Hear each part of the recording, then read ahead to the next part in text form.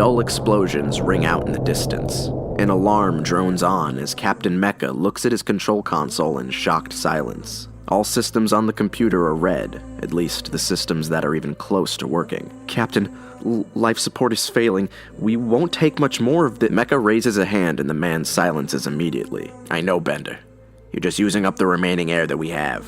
Upon looking at the command bridge, it becomes immediately apparent that this once proud smuggling vessel is severely understaffed. The captain is a Rhodian who has seen enough battles to know that this is one they may not survive. Along with him are the last 4 panicked and anxious crew members that he has left on this ship. He lets out a deep, exasperated sigh. Damn that Red Warren, dragging us out in the middle of nowhere, while conveniently leaving out the fact that we're supposed to be fighting the entire Lunar Fang Armada. All for what? Just so he can get even? What's the point? Hey, just so you know, Captain, life support's now at 22%. Mecha slams his fist on the console in frustration. Blast this. Blast it all. No, that's it. We're getting out of here. Sir, if we just leave... Red Warren's ship is disabled, alright? Which means that he's as good as dead, if he's not already. You know Toronto's probably sending some of his guys to come get our cargo.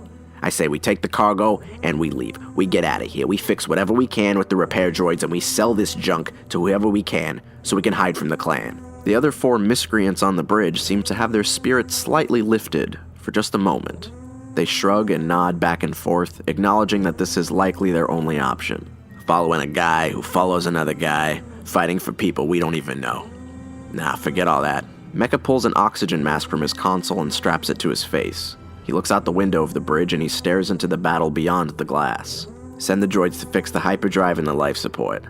That's our only chance of getting out of here. Mecha looks at the blaster that sits on his console, a blaster worn with years of use. Nah, I'm gonna be honest, I don't think we can win a direct fight. We probably have to try and negotiate if anybody comes for the cargo. The technician looks up from his computer with his brow glazed with sweat. Sir, with all due respect, these will be Toronto's men. What if they don't want to negotiate? Mecha picks up his blaster and he looks deeply at it. His eyes look past the scratches and scarring on its frame. He tries to remember a time before his life of smuggling. But those days have come and gone. This is the life he signed up for. If they don't want to negotiate, then we take them to hell with us. 4 years ago. Dust swirls on the arid desert of Sakuro. A home for smugglers and lawless individuals, this planet is where one can go to do business away from the eyes of the law. But K1D is not looking for civilization. Late into the cold night, he arrives at his destination, the Devil's Den, a bar that houses only the most heartless and violent individuals. As he enters, however, it is as if the apocalypse has come early. Drinks are abandoned, food is uneaten, cards and unfinished death sticks are scattered across the tables. All is still, save for a lone figure sitting at the bar. A dark gray robe is all that K1D sees.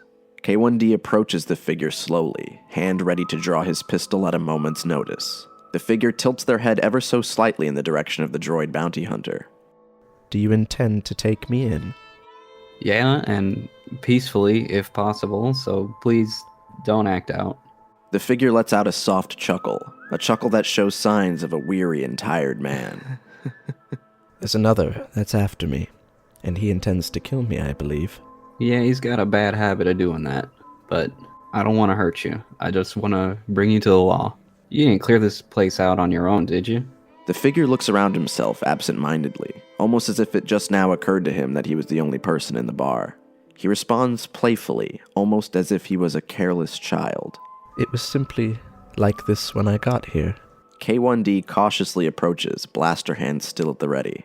The figure shifts slowly and silently, his hand slowly preparing to draw an unseen object from his robe.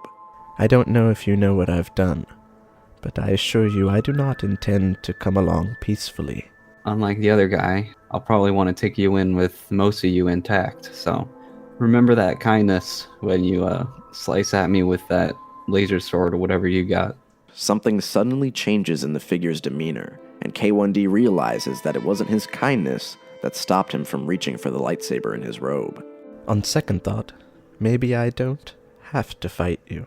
The door to the bar loudly swings open. The quiet room is filled with the sounds of heavy boots and mechanical whirring from prosthetic limbs and artificial organs. K1D doesn't turn to face this person, as he expected this encounter. Now I got here first. Kid, you don't know what you're getting into.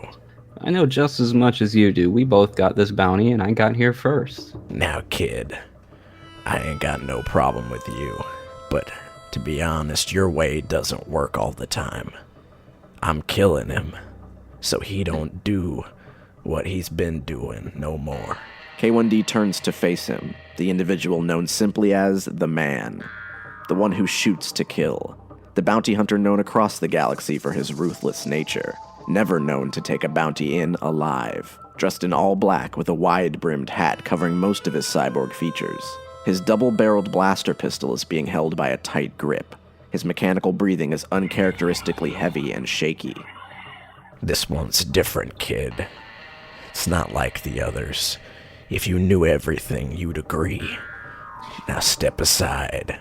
K1D draws his pistol with speed that can only be afforded by mechanical limbs. I'm afraid not, friend. Different or not, this isn't our domain. After he says this, K1D's sensors pick up the slightest sensation of movement behind him. He turns to see the figure exiting out through the back door behind the bar, his cloak trailing behind him. The man breathes heavily, angrily. His grip tightens around his pistol.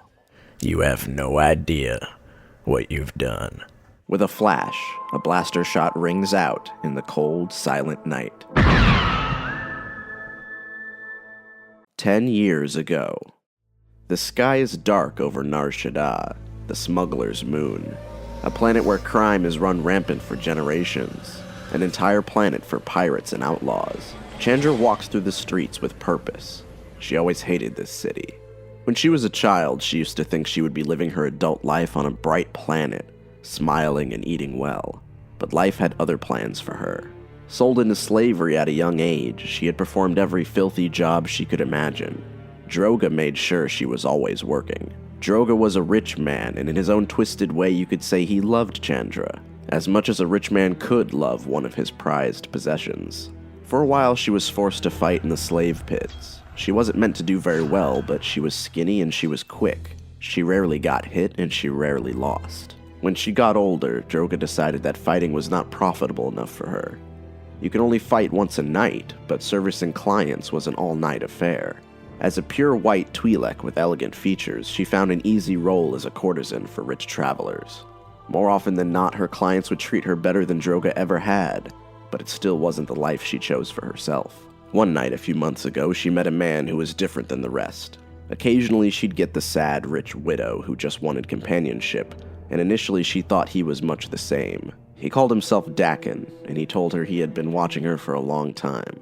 He told her a great deal of wonderful things. He told her how he saw a brighter future for her. He never remarked on her beauty, but instead spoke to her about art and music, things she hadn't had time to think of since she was a child. He never once asked to lie with her, and she felt as though the thought never even crossed his mind.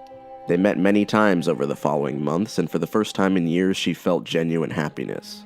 Many clients made empty offers to buy her from Droga. She knew there wasn't enough money in the galaxy to make him give her up. He always called her the best investment he ever made. So when Dakin told her that his employers would buy her and free her, she let out a sad laugh. She was reminded that she wasn't afforded the luxury of free will, the finest luxury that money can buy in this galaxy. But then Dakin said something she didn't expect. He said Droga wouldn't be an issue anymore. And when she looked at his dark face, she knew he meant it. Chandra arrives at the cheap hotel, her heart racing more than it ever has. Freedom was just out of reach, and all she had to do was keep walking. As she walked down the halls, she briefly allowed herself to fantasize about the life of luxury she dreamed of. She arrives at the room Dakin told her to meet him in. She knocks, and she waits for the longest 10 seconds of her life. Dakin opens the door, and she always thought his face had the strangest combination of sadness and happiness all at once.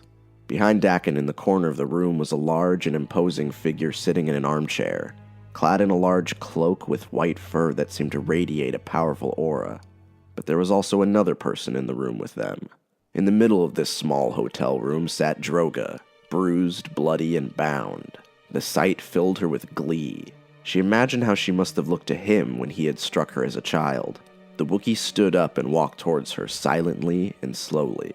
She realized that he was even bigger than she imagined. He outstretches a large paw that she shakes hesitantly, and she notes that his grasp is softer than she imagined.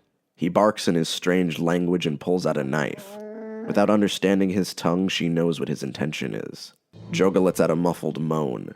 Chandra assumes he's attempting to beg for his life. She looks at Dakin and he assures her that she doesn't have to do it herself, and that they only wanted to offer the choice to her. The choice. The finest words she's ever heard in her life. In the presence of these two mysterious people, she feels security, and the looks on their faces show that they've been in similar situations themselves. So without a moment of hesitation, she takes the blade and earns her freedom. 32 hours ago. Admiral Reka stared at the cadet with cold eyes. He didn't seem to be lying, but his claims were bold to say the least. "Are you sure about what you saw, cadet?" "Yes, sir," the cadet answered with confidence. "And while in the market you claim to have seen, and I quote, a Jedi using Jedi-like abilities. Is that correct?" "Yes, sir. I know it sounds crazy, but Admiral Reka raises a hand to silence the cadet. He places a hand on his shoulder in an attempt to calm him. "Yes, it does sound crazy. But I believe you, Will. May I call you Will?" Yes, sir." The cadet is holding his body stiffly. His shoulder is rigid under Reka's hand. "If you are wrong, you do know that there are dire consequences, yes?" "Yes, sir. But I'm willing to take the risk. For the Empire." The Admiral grins. "Of course. And if you are right, I do think a promotion will be in order.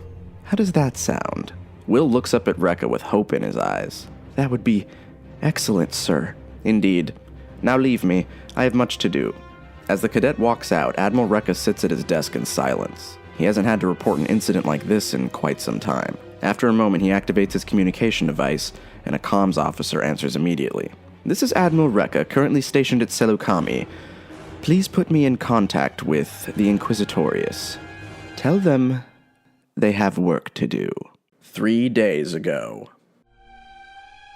Darkness pools around Jaren's quarters. Having not slept in days, he sits motionless in the middle of the room, meditating, focusing. Rage fills his heart when he thinks about her, his fallen master.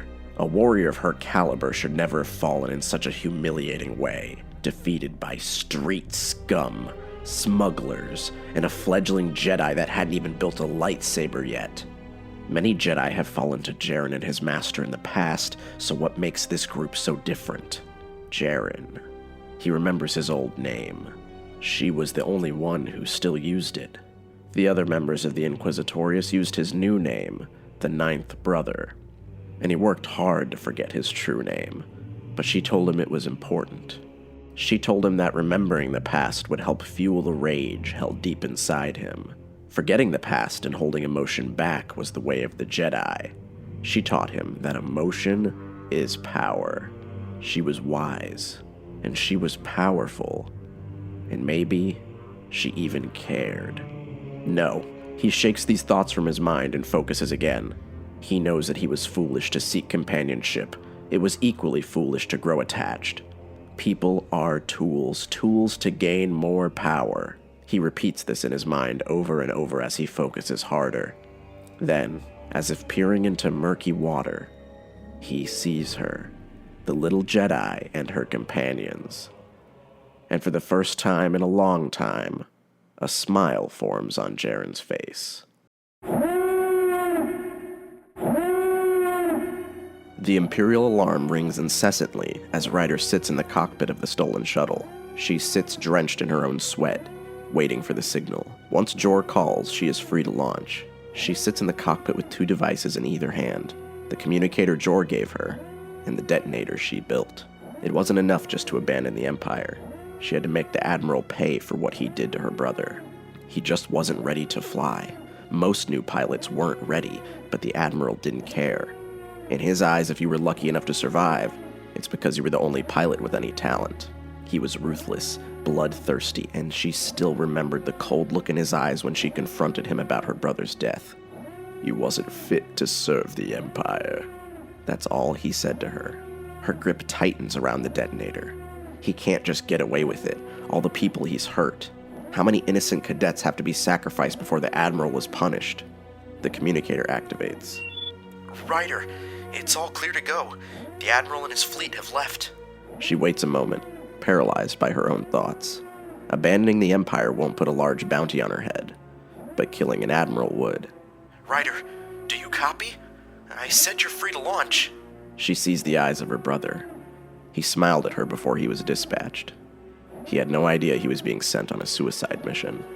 And without a second thought, Ryder presses the button on the detonator as the rage inside her turns to relief.